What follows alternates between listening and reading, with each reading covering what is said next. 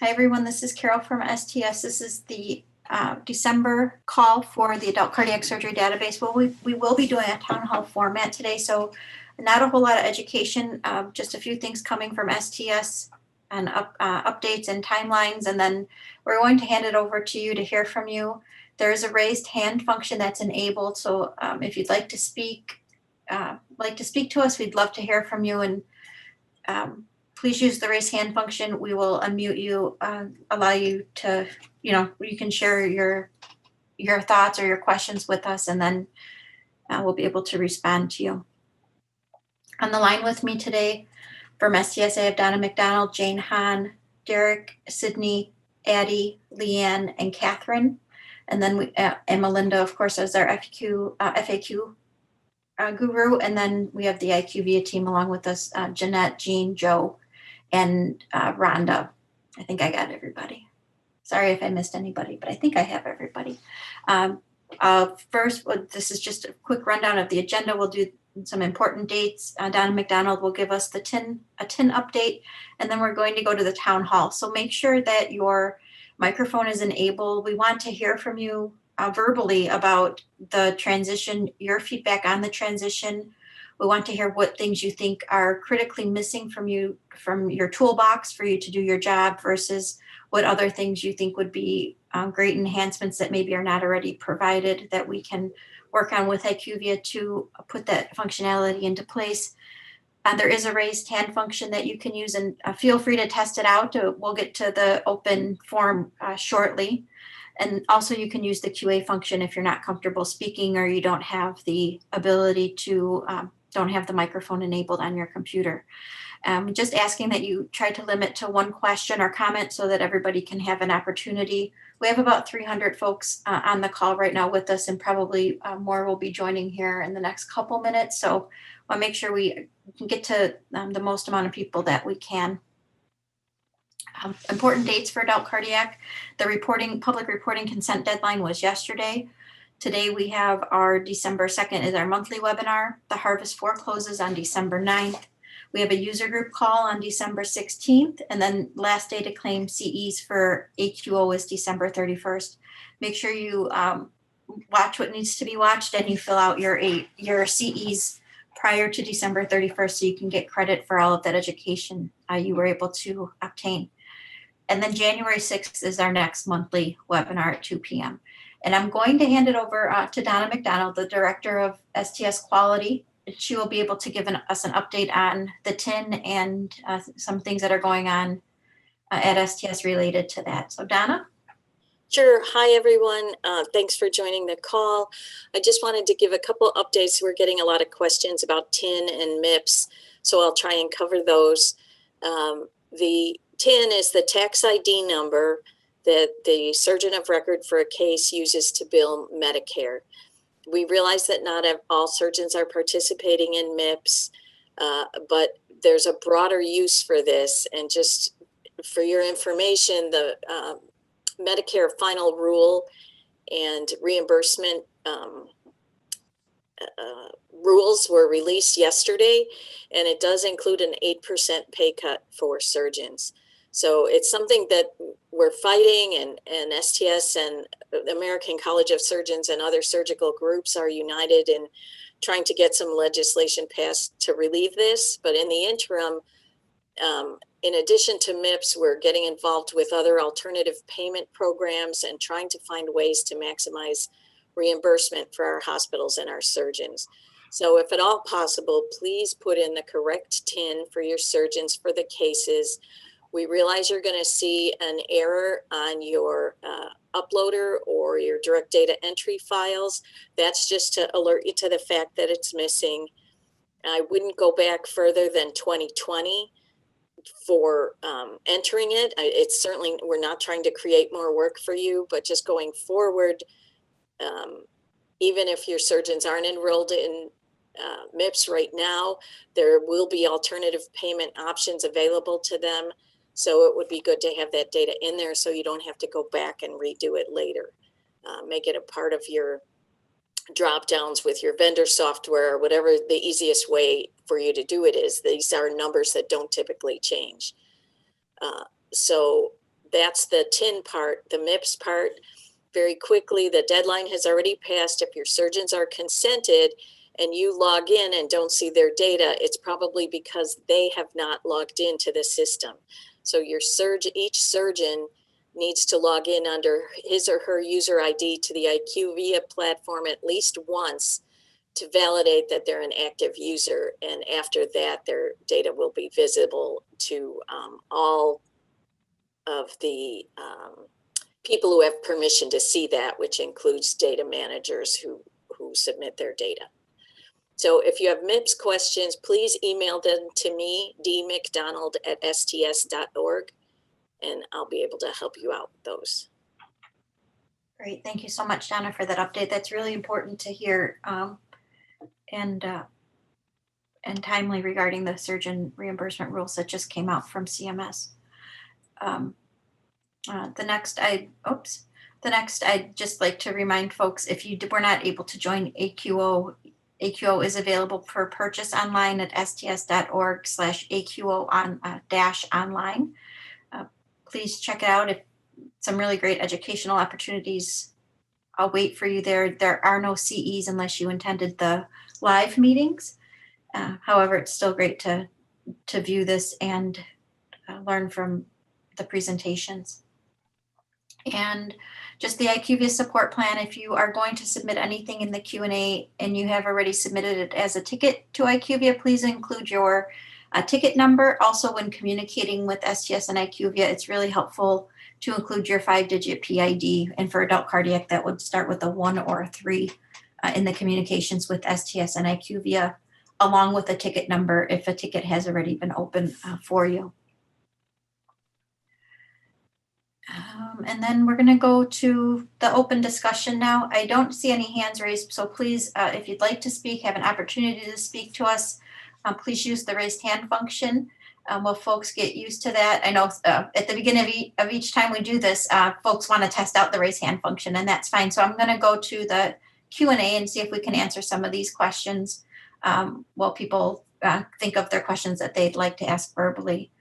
So this first question is for IQVIA. Can you add a filter to the missing variable report for the procedure type? IQVIA. This is Jeanette from IQVIA. That is a great suggestion, and we will look into that. Okay, thank you. Next question. I had a problem with one surgeon's MIPS report before the deadline. I sent emails requesting help, but not get any response until today. When I cannot edit?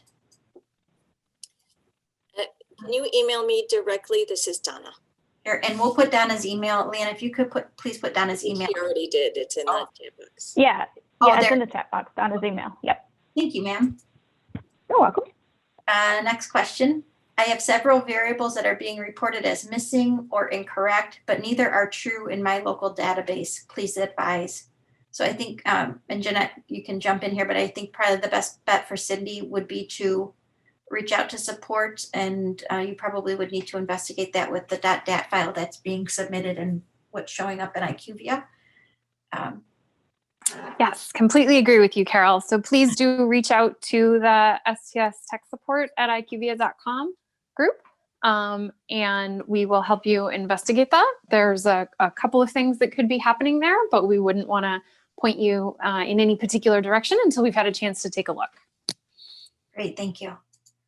Next question, Donna, this is for you. The 8% cut for hospitals, is that 8% cut related to hospitals as well as the surgeons? It's the physician fee schedule, so it's surgeons, but that also impacts the hospitals, and it's not just cardiac surgeons. Great, thank you. Okay. And then I see one hand raised. We'll go. This is Chris, and Chris, you may need to unmute yourself. Okay. Hi. Can you hear me? Yep, first time caller, long time listener. Yeah, exactly. Okay, I have a question for IQVIA. I actually have two things that are outstanding, and I'm trying to figure out how this is going to affect my harvest. For one thing, on missing variables report, and I have submitted this, ticket number is STS 3758. I'm getting on my missing variables that we are missing AV, aortic procedure performed. But that shouldn't even open because on the 2 patients I see it, I don't even have an aortic valve done. Can you give me any information on where that may be? That particular tracking item, STS 3758, thank you so much for including that, is scheduled to be fixed shortly. This will not impact your harvest analysis. So your records will be included for harvest. This is just correcting that calculation as it displays in the missing variable report.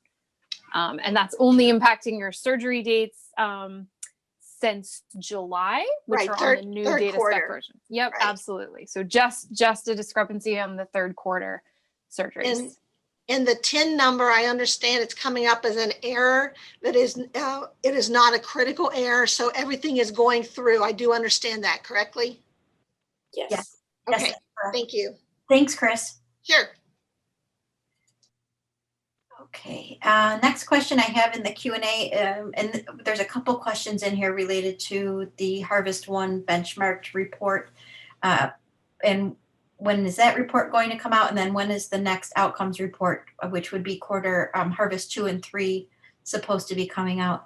So the Harvest One report should be out very shortly, right, Jeanette? Yes.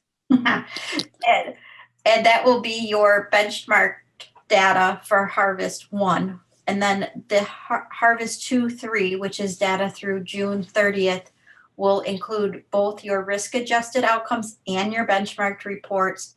That data is being finalized at DCRI and will be back to IQVIA within the week, likely to be populated. It takes a few weeks at IQVIA to get everything populated, so we don't have a date yet, but it should be in the near future. And feel free, folks, to raise your hand so we can hear from you. I think town hall meetings are great, so you can all get the opportunity. Next question is, can you explain, Leanne, I'm not quite sure your question. It says, can you explain the MIPS more? Could you please clarify what you were looking for, what your question is regarding MIPS, and we'd be happy to answer that for you. Thank you. And I see a hand raised over here, so I'm not sure your first name, but you can go ahead and unmute yourself and introduce. Hi, Maggie Bishop from Hey, Maggie. Sparrow in Lansing. And I actually have 2 questions. One thing I just came across I didn't see it in the FAQ or in the data questions. If a patient is reintubated after initial extubation only for a code and doesn't survive, do we put that time in to the database? Yeah, that's a great question. And I'm going to, I'll ask Melinda to take that so we don't confuse folks with different answers.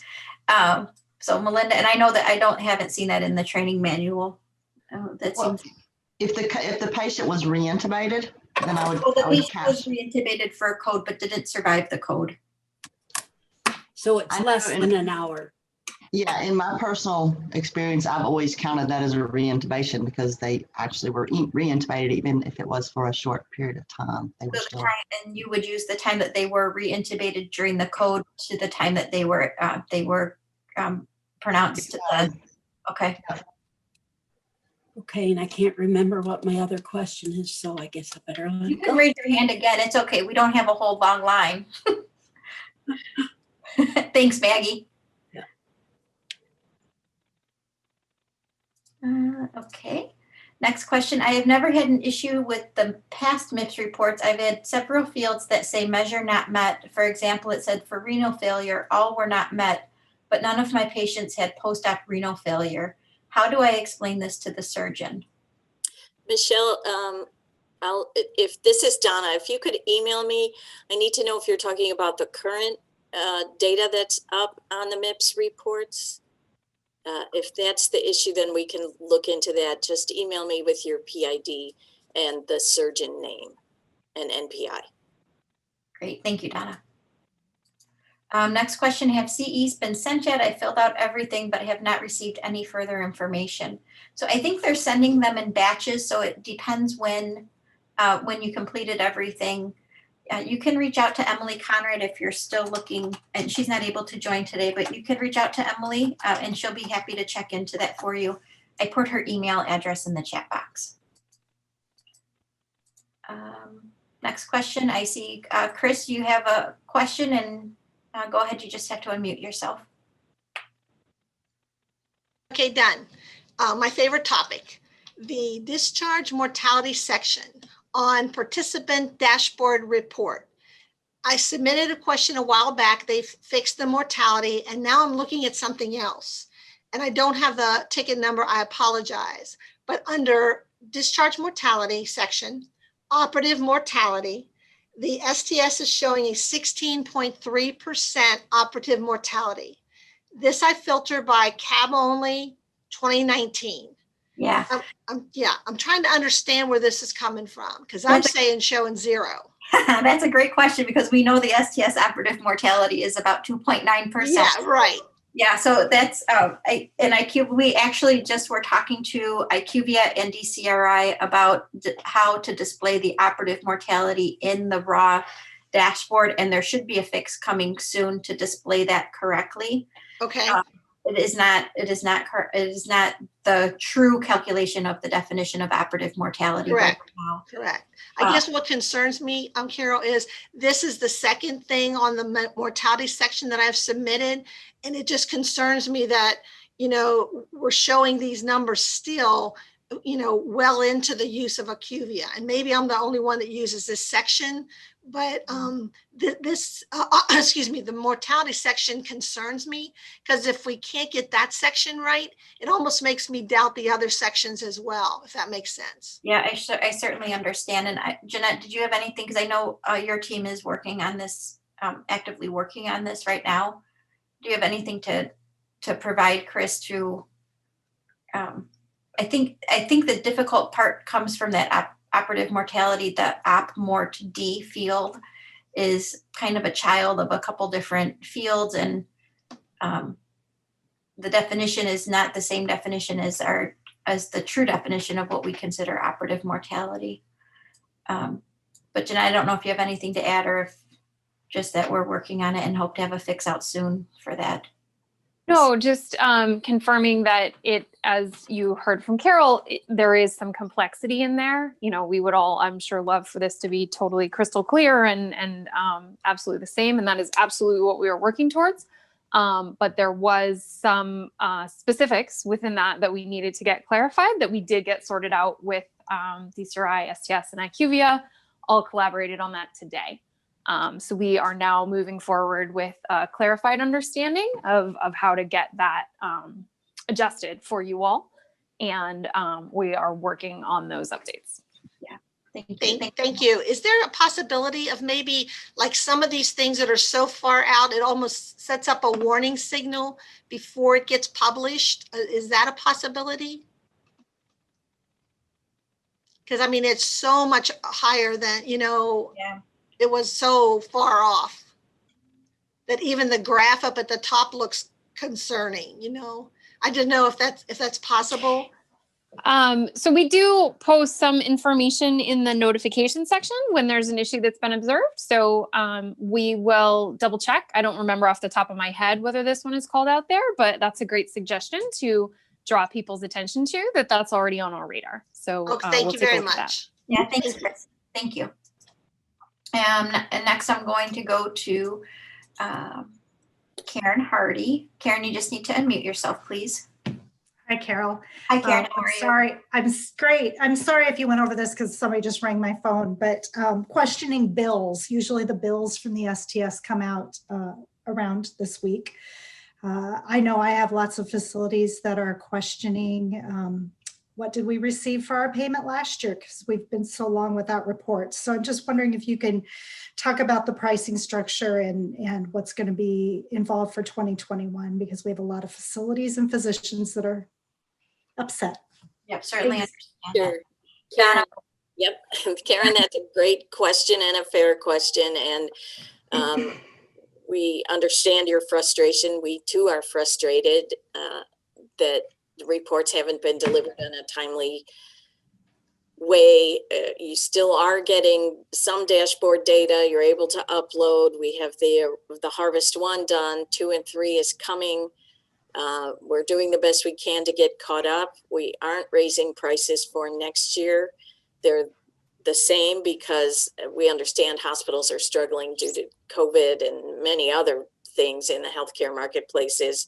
So even though the costs for revamping and redoing the database and rolling out the dashboards and the new structure with IQVIA, I mean, it's been a multi-million-dollar investment for us. So we totally understand how frustrating this is. But all I can say is we're giving you as much as we can give you as fast as we can give it to you, but we need to make sure it's right. Thanks. Okay, thanks, Karen. Okay, and then let's see, Kim, if you wanted to go ahead and unmute yourself. Hi, Carol. Hey, Can Kim. you hear me? Yep. Great, thank you. I just wanted to express my frustration on just the number of reports that we have to review for the harvest process. So for example, we have to review the DQR. We have to review the critical summary report. We have to review the MVR. We have to review the harvest summary report. Is there any opportunity to consolidate these reports just so that we can better utilize our time when it comes to reviewing our data? Kim, this is Donna, and we heard the exact same suggestion yesterday from the congenital user group. So I know that we had a call after that with the IQVIA team. They're looking at ways to streamline that or consolidate maybe would be a better word. And Jeanette, I don't know if you have any more insight because we just talked about it yesterday. So obviously it's not a done deal, but they're very aware that's a wish for across all 3 databases. Yeah, so just to add to that, this is Jeanette from IQVIA. We definitely understand that that has been a consistent feedback point that we've heard from more than just you. So you're not alone in that, expressing that need. So we were certainly trying to balance. There was some feedback on the original paper DQR that it was very long. It was a bit overwhelming, and so we did want to give you all some options on more targeted review, and obviously with your concern and that raised by others, the balance has swung a little bit too far in that direction, and you do want a quick way to have stuff consolidated and available for your reference. So we are definitely looking into that, and are working on some proposals for what that might look like, and we'll be vetting that with STS and whoever they like to pull in to sort of take a look at that, and we'll be hopefully moving forward with some adjustments. So thank you for that feedback. Yeah, Okay. you. We did hear Thank that. you. Yeah, we did hear that quite a bit, Kim. Thank you very much. Thank you. We just need to get everything out there, and then we can kind of redefine it, I guess, to make it easier for sites to use. Okay, I'm going to go back over to the Q&A. One of my surgeons asked me what his TIN is, where do I find the physician's TIN? And actually somebody on our last call a couple weeks ago put in the chat box that there is somebody at the hospital that should be able to provide that TIN for you. It may be your billing folks, or you may need to, if the surgeon has an office, you may need to work with the surgeon's office to get that TIN. Donna, do you have any suggestions on that, or if anybody, whoever put that comment in a couple weeks ago, could re-enter it? I'm sorry, I forgot. No, you're This is exactly Mel- right. Whoever submits the bills would have to, the Medicare bills would know what the surgeon's TIN is. Okay, so either at the physician, if the physician has a practice, either at the physician practice or whomever does the billing at the hospitals for the physicians would be your best bet to make sure you're using the right TIN, the physician's TIN. It would be helpful for a PRAC ID filter to be listed on all available reports and the dashboards. Thank you, and we will take that back with IQVIA. I think that also would be helpful. where it's not already available. Do you think that someday you can attach the sequence numbers to the data element so it would be easier to reference the definition? And I wholeheartedly agree with you. And we talked about this on the last user group call. I think that the sequence number is very helpful, even though I think the main issue is that the sequence number changes between versions.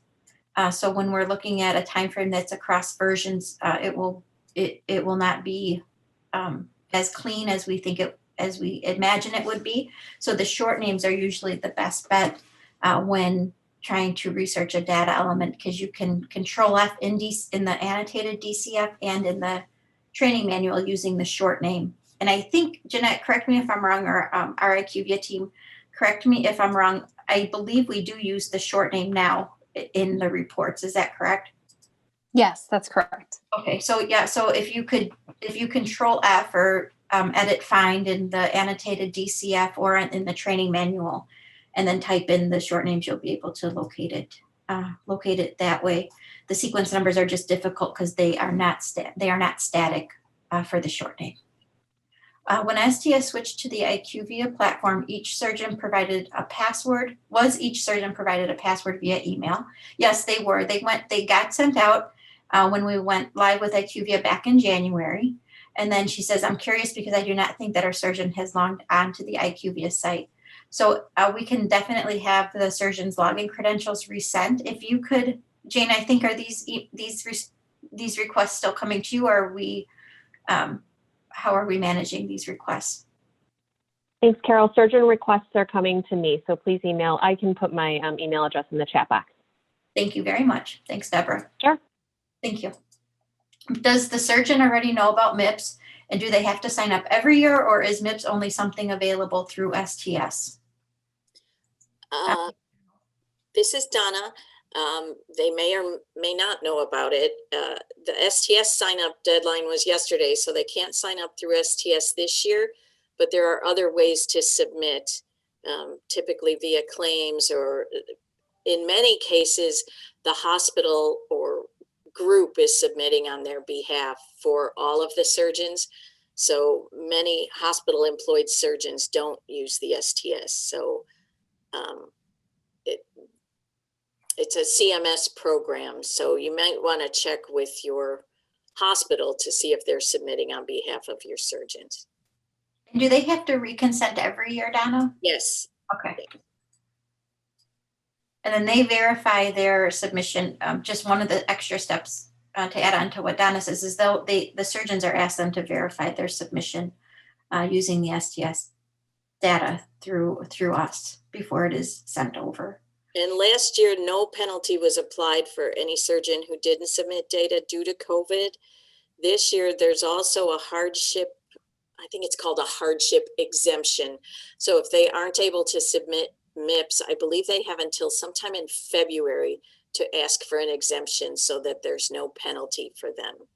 Wow. For not submitting 2020 calendar year MIPS. That's great. Thank you. Our friend Pat Hobbs says, I've reached out to IQVIA several times in 2 weeks and I have not got any resolution for many issues. I have not uploaded August and September because I can't get July cases fixed. So perhaps Jean or Jeanette, would we be able to reach out to Pat or check into Pat and Pat's issues that are unresolved and have somebody reach out to her to address those? Absolutely. Jean may be on mute. Go ahead, Jean. That's all right, no problem. I'm like, where's Jean Sorry at? about that, yeah. And I didn't see the question, so was that already moved over and I can check there? And then No, it's in the open. It's the first one in the open from Pat. It says, I've reached out to IQVIA and haven't had any resolutions. And she's only uploaded July cases, waiting to upload August and September. yeah, I can look into that. Okay. I thought you were looking at, I was looking at Cindy, so that's my apologies. Oh, that's okay. Thank you. Thanks, Jean. Thanks, Jeanette. And then Cindy says aorta procedures performed as one of the variables I was talking about as well. Thanks, Cindy. They'll look into that and see why it's still coming across as missing. I think that's what you had said. For MIPS, how is the tobacco screening cessation measure calculated with version 4.20? I see a low percentage in my surgeon's MIPS report for compliance. Did the MIPS report contain data using the 4.20 data? I don't know if we have that back. Aren't we just getting? Right, we don't have the 4.2 data back yet. So I think the MIPS was based on 2.9. So MIPS isn't running off the analyzed data set, just to chime in. So if they've submitted the 4.20 data for Q3, or, well, we're not in Q, we are in Q4, but maybe you're really quick on the abstraction. So if those have been submitted to the database, they would be showing in the MIPS report. I think the question may be about the smoking cessation variable, which is now converted to the substance abuse general variable. There have been some questions raised there. Yeah, so that variable is Yeah. is replacing the tobacco screening cessation variable. The all or none NQF, I think it's 2597, is replacing the tobacco variable, and we'll be using that one in its place. Is that correct? I think that's what we had talked about, Donna. Yep, that's correct. Okay, or just Carol, reaffirm what I said. yeah, Carol, Heather has her hand raised. I don't know if she wanted to clarify something regarding the question that we all just discussed, but she has her hand raised. I just Okay. wanted to point that out. Thank you. Let's see. Hi, Heather. Are you there? You just have to unmute yourself. I'm here. Can you hear me? Yep. Hi. Hi. So I just wanted to say that for the dashboard report for MIPS performance measures, Q3 2020 does show up. So I'm assuming that's my Q3 surgery dates patients. Yes, that's correct. Okay, so that measure might not be worked out based on the logic. The logic in there does consider the substance abuse variable. Okay. Is that, Yeah, so I only have 10% performance rate for Q3 for the tobacco measure when I have 100% for the other quarters. So I think there might be an issue. Can you send me an email with your PID and we can look into this? Sure, is that Jane? Donna, sorry. Donna, that's okay. Will do.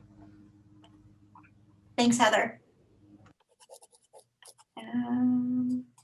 Okay, and then I'm going, oh, hold on. I'm new to this, driving both the raised hands and the Q&A, so hold on one second. And then we're gonna go over to Beth with a question. Oh, maybe. Okay, Beth, you may just need to unmute yourself. Okay, can you hear me now? Yes, ma'am. Hi. Hi. I've had a problem with this MIPS as well, and I have Q3 data in, and Tier 2 is reviewing that every person who shows as a non-smoker, it's still using logic from 2.9, and so you should have clicked NA, and so it's considering them as not met. So we also have a very, very low percentage, and it's all due to that Q3 data. Thank you. So, yeah, We'll look into that. that's it. Okay. And then I have an outstanding error report, and ticket numbers are provided. Could you advise on this, please? So Jean, would you please have somebody check into, would you be able to have somebody check into these ticket numbers? Or do we know the status of the STS numbers that are provided? Oh, sorry about that.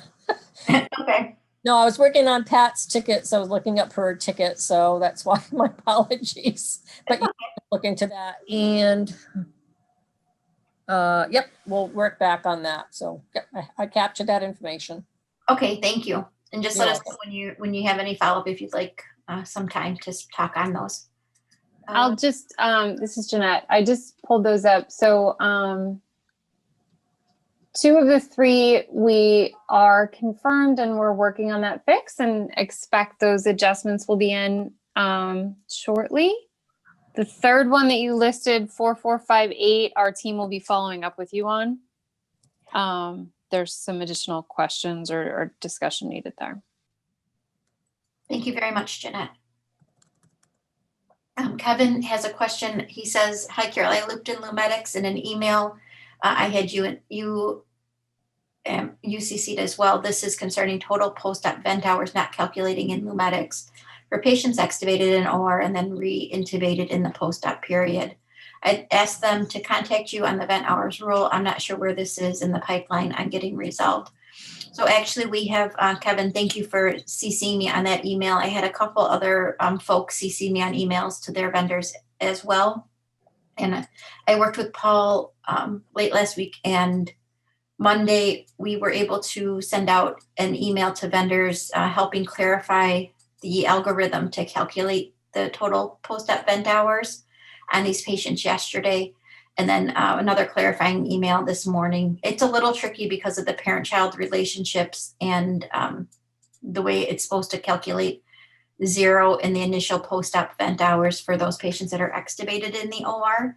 So we are working with the vendors to get this resolved, and communication has gone out to them both yesterday and today. So happy to answer any further questions you have on that, and thank you for looping me in, and I'm glad we were able to help. Hopefully it will be resolved very soon.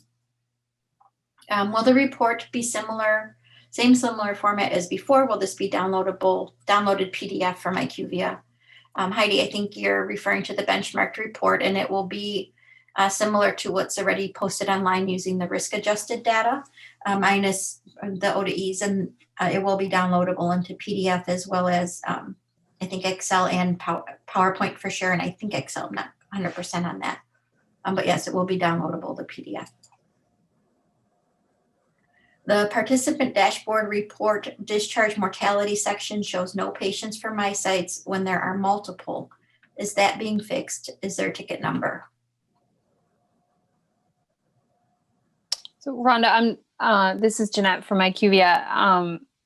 If you've contacted us, then I'm sure that we're looking into that. But if that hasn't, if you've not yet reached out to the support mailbox, if you could please share out your participant ID, or if you are seeing this at multiple, then multiple IDs, so that we can look into this for you. It would also be helpful to know what time period you were looking at, where you're seeing what looks like a data discrepancy, and we will investigate that. Thank you very much, Jeanette. Next question from Jenny for IQVIA. Is there a current running list on the IQVIA website of known current issues? I ran into the same thing regarding the AV aorta issue on the missing variable report, and would like to be able to check if this is a known issue on the IQVIA website. I know that they do post known issues. I don't know if this one's posted yet. Yeah. So we do post issues that are global in the notifications area, and there's also information shared in the user group calls often. So please check the notifications section within the platform. And for the AV aorta issue, I don't know off the top of my head if that is listed there, but we will double check. Great, thank you. It looks like Bonnie has raised her hand. Hi, Bonnie, you may just need to unmute yourself. Hi. Hi, all. Can you hear me okay? Yes, ma'am. Hi. Hi, how are you? Good, how are you? I'm good. I just wanted to chime in that it would be very helpful, and I think I had actually emailed this feedback. So there were a number of elements that showed up in my missing variable report that were non-applicable child fields. And I had reported them, and they had responded and said they were working on them and they should be addressed sometime in December. But it would be helpful if like all of the known issues were listed in IQVIA in the notification section, so we didn't spend the time investigating to see, is it on IQVIA side or is it on my vendor side? So if I can, see where it's identified, I don't have to take time to investigate or email, or have to report it, and no one at IQVIA has to research it again when it's already known, kind of thing. It would be very beneficial. Thank you, I agree. And to have those child showing up as missing when it's not even applicable because the parent wasn't answered in the, in a way that would open that child field. And then you're going into those, it sounds like you're having to go into those reports to make sure. Yeah. That's annoying. Well, that's what I did. Yeah. There was like four or five child fields, and I had gone through to figure out, is this an IQVIA or is this an issue in my harvest file? And after I identified like where it was coming, I had sent it off as a ticket, and I followed back up and I was told, yes, it is being addressed, but it would be helpful if they were listed so other people weren't having to investigate where the issue might lie. Jeanette, what is your recommendation on that? I think it's really great feedback, and we will follow up on that. Okay, thank you. Thank you, Bonnie. Thank you so much. I appreciate it. Sorry for that irritation. Thank you, Carol. No, that's Oh, I accidentally turned you off. Sorry about that. Okay. In the dashboard discharge mortality, it shows smoking cessation counseling instead of substance use and reports as 0 in all fields. Is this a known issue? I think Jeanette, I'll let you take this one, but my guess is that it's probably a mapping thing, and it might be the version that's showing 4.2 that's showing missing if we're looking across a version, 2 versions for that field, since it no longer exists in 4.2. So we are good, Sean, but we are not that good that we know absolutely everything off the top of our heads in these calls. So we will need to check into this for you. I don't see your last name listed here. So if you could either reach out to the tech support address or maybe share that in another comment along with your PID, then that'll allow us to more efficiently check into the situation for you. Thank you, Jeanette. And Sean, if you could just, in the chat box, if you could maybe just put your first and last name, and then your, like Jeanette had asked, the 5-digit PID, if you know it, that would be really helpful. It sounds like there are issues for more than one person, so we'll definitely look into it. Yeah, great point. As always. Deb says, it would be great if we had the option to see the missing Vera report broken down by surgery year. It takes forever to go through some of the missing data when you have multiple years submitted. Is there any type of filtering already available on the missing variable report to filter by time frame? Or Jeanette? I'm calling on Jeanette a lot today because Melanie's not here, but I can start calling on Joe or Rhonda if you'd like. Let me just pull it up really quick, or Joe or Rhonda, if you happen to have it up, if you could answer this one. We do have some filtering, I believe, but I don't want to misstate because I've also got info for the other registries in my head. So I just want to make sure I'm giving the correct adult response. Thank you, Jeanette. And Joe and Rhonda. I'll leave that one open, and then I'm going to go to Cindy while you're checking that out on the IQVIA side. And Cindy, 2 questions you have here is, will IQVIA be publishing the list of checks for version 4.20 so we can check them ourselves? And also, when will the risk score match be available?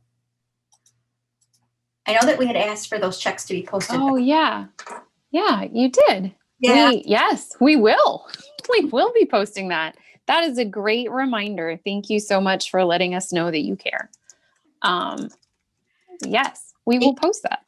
Thank you. And how's that risk score match report coming? It's very exciting stuff. We're really eager to share it with some beta testers.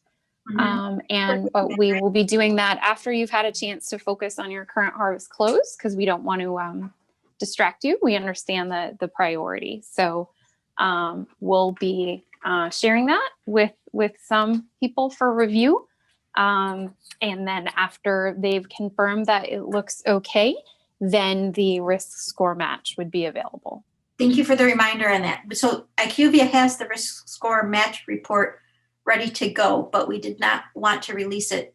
STS made a thoughtful decision in not releasing it for beta testing, the week of Thanksgiving or the week right before harvest close. So we are holding it. We asked IQVIA to hold it for beta testing until after Harvest 3 closes or Harvest 4 closes. So we don't monopolize your time with STS multiple things going on here. So thank you for the question, Cindy. And then I'm going to go back over to our hand people. I see Deb. Hi, Deb. If you just want to go ahead and unmute yourself.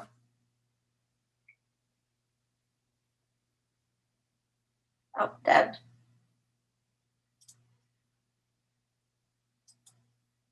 I can't hear you, Deb. So I'm going to go over to Heidi. I'm back on the MVR question. So if you are, you can filter the date range that shows in the MVR. So if you wanted to focus on, say, like Q2 versus Q3 separately, you could choose what comes back in the missing variable report, and that would reduce the sort of cross version view that's happening there. We would need to look into that to sort of flip the format of the MVR, because the designation of missing variables and a lot of the relationships between the fields, parent, children, and some other considerations, those are version specific. So it would be challenging to try and consolidate everything together when the definition of a missing variable actually isn't the same between the versions. That's part of why it's version specific right now. But we do understand the challenge there and would recommend maybe focusing on, a couple of months or a quarter by quarter view of the missing variable data, if that helps you with the visibility in the report. Great. Thank you so much. Carol, can you hear me now? Yes, ma'am. Hi. Okay, I think you misread my question. What I was saying it would be great if we had the option to not see the missing variables by surgery year. Oh. Oh, I see. So right now it's broken down by year? Yes. Yeah, it's version specific. Okay. Oh, that's right. The version is on the left. Yeah. Of the screen. Okay, I think we can take it back and review and see if we get other feedback like that. Thank you for clarifying, Deb. I really appreciate it.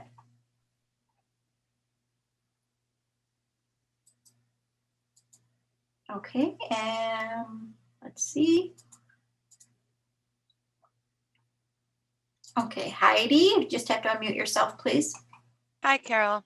Hey, Heidi. First, thank you again for a town hall opportunity for us to speak. I think it's proven to be really helpful for all of us.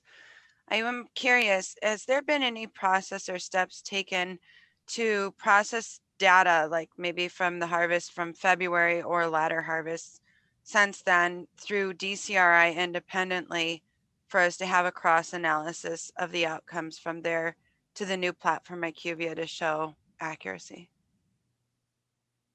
Donna, did you want to take this one? The analytics are being done by DCRI. Right, but with the new inclusion of IQVIA on the other end, there's a potential for errors. So has there been any testing done to show the accuracy or the parallelisms of one outcome from DCRI versus DCRI processing it through IQVIA? Do we know that it's being tested and accurate?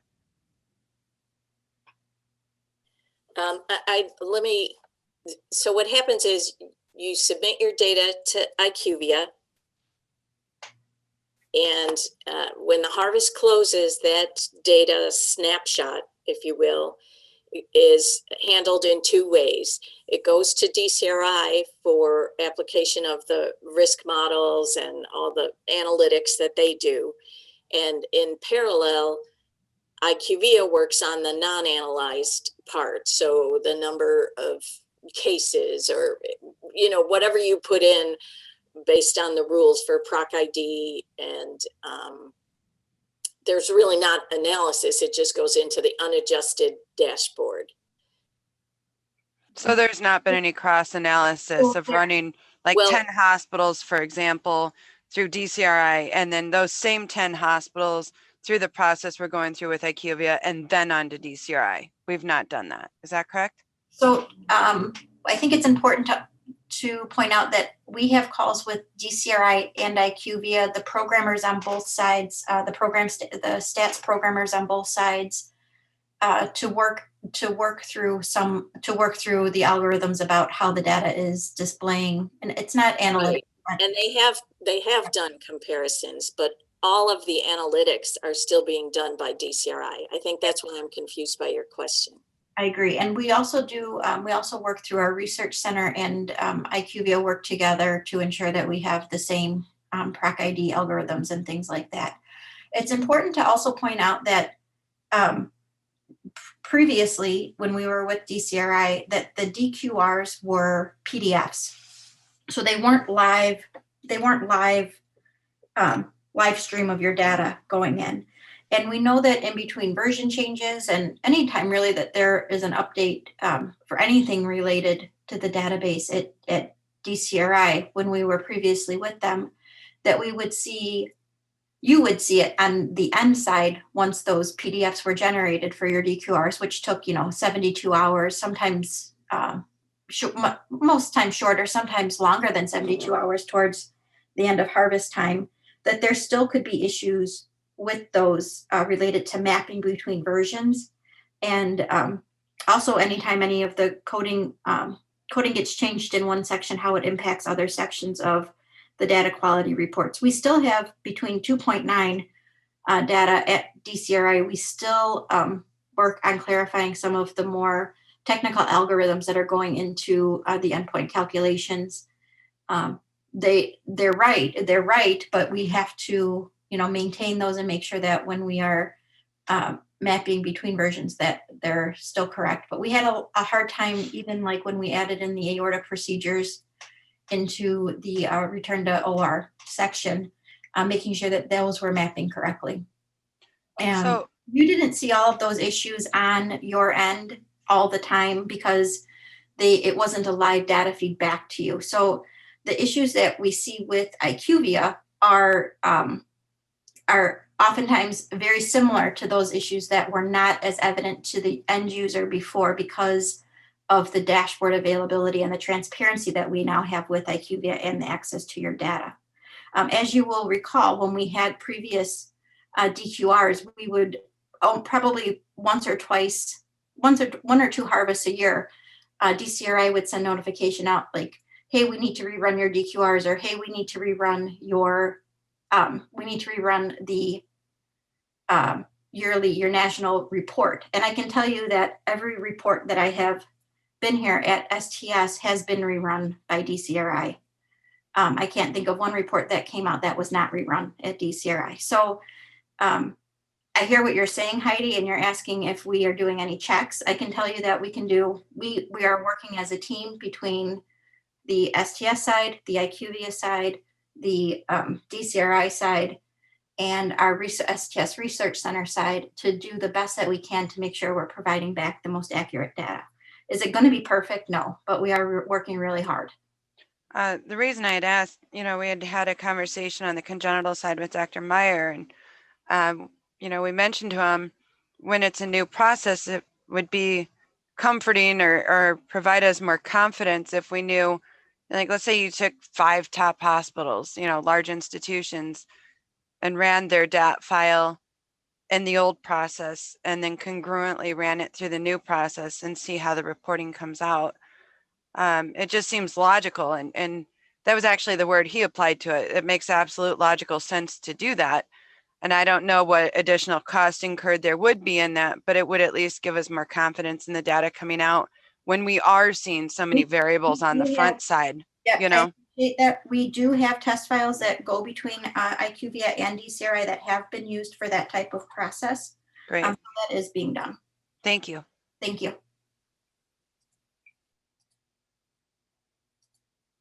Okay, next question. We have a few minutes left. When submitting mitral clips to the STS, are they included in our mitral repair numbers in the non-analyzed dashboard? Are mitral clips included in the composite as well? These are transcatheter cases, I'm assuming, so they would not be included, or they should not be included in the non-analyzed dashboard. All transcatheter cases should be excluded. And when that file goes over to DCRI, one of the first steps that they take before that data goes into analysis is removing the any transcatheter procedure prior to analysis. So they shouldn't even be showing up in your counts.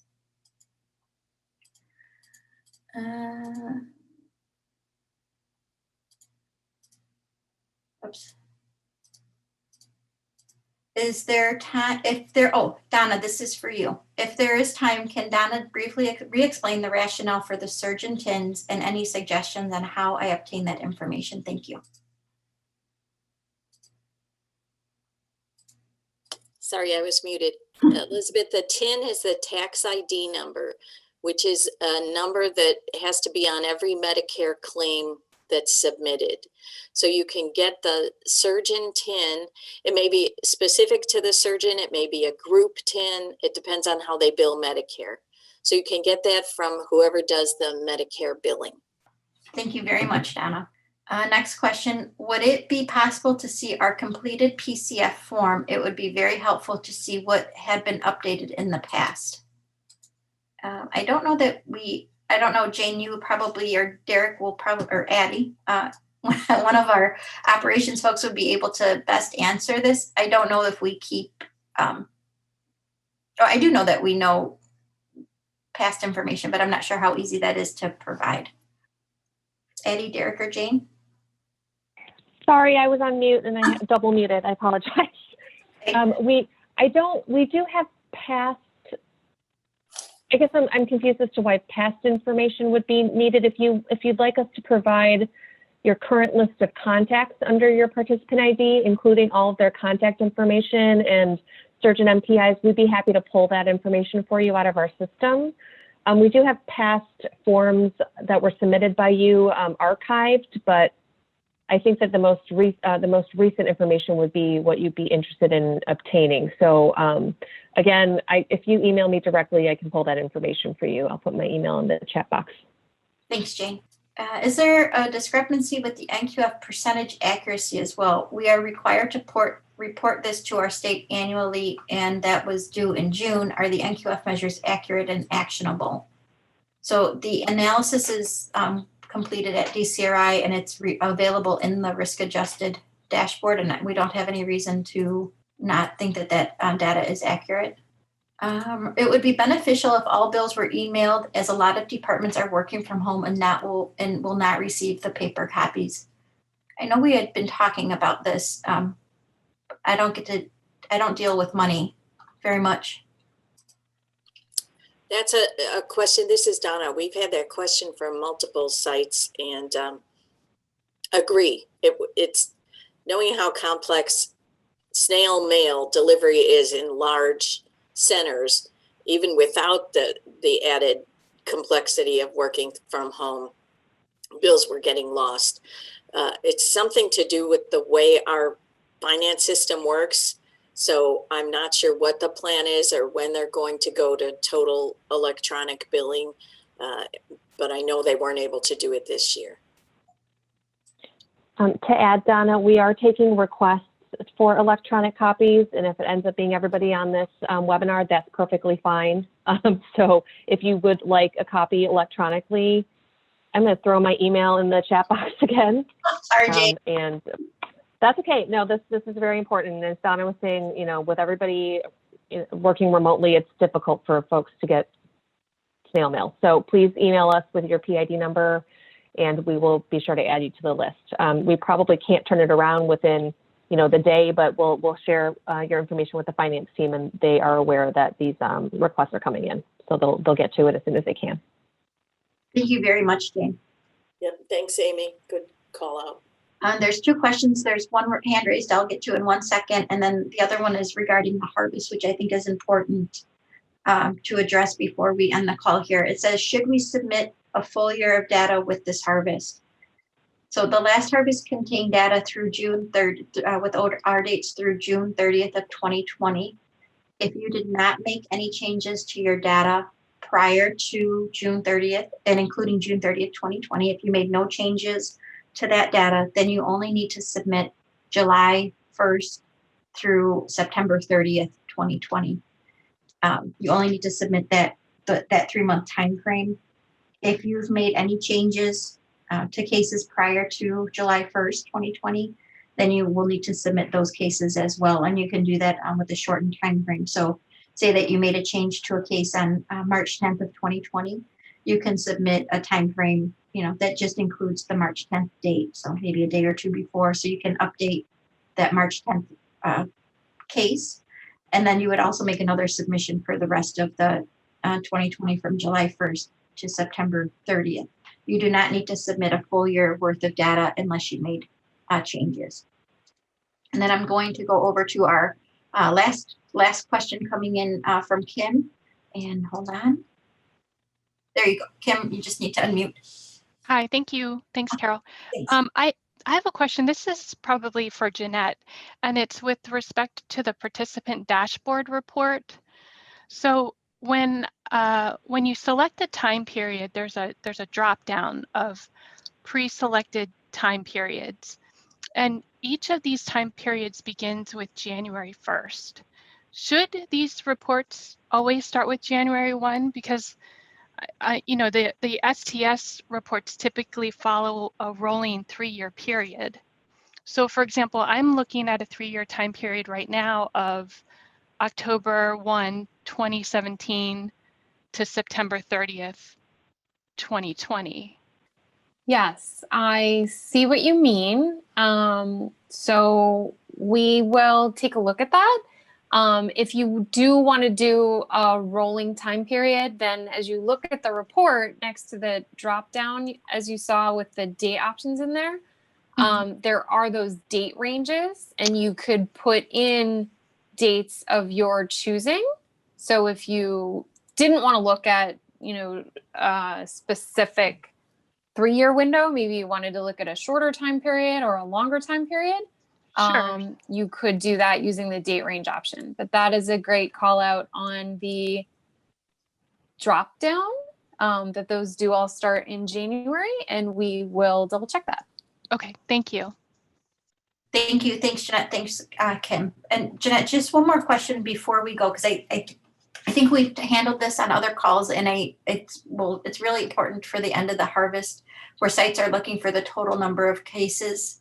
I think, as we know, the uploader, it will show you what's submitted in that file, and then the cases that changed. The subsequent files will show you the cases that were submitted with changes as the denominator, and those that were accepted, submitted with changes that were accepted as the numerator. A few questions in the Q&A that are about seeing the total cases for a submission, and I think we won't be able to. My understanding, and I think that what we've been trying to educate, is that you will not be able to see that in the uploader. But if you go into the data quality report, you can select that time frame and get the total denominator. Yeah, there's a couple of ways to see that. So in the data quality report, as you're looking at that tab, there is a second tab on there, the critical summary report. That will give you a breakdown of all of the submissions that you've done for any time period. And it'll show the total number of surgeries in a submission, how many were successful, how many failed, all of that. It's a very helpful breakdown. So you can see that there. You can also see the total surgical case count at the top of the harvest summary report.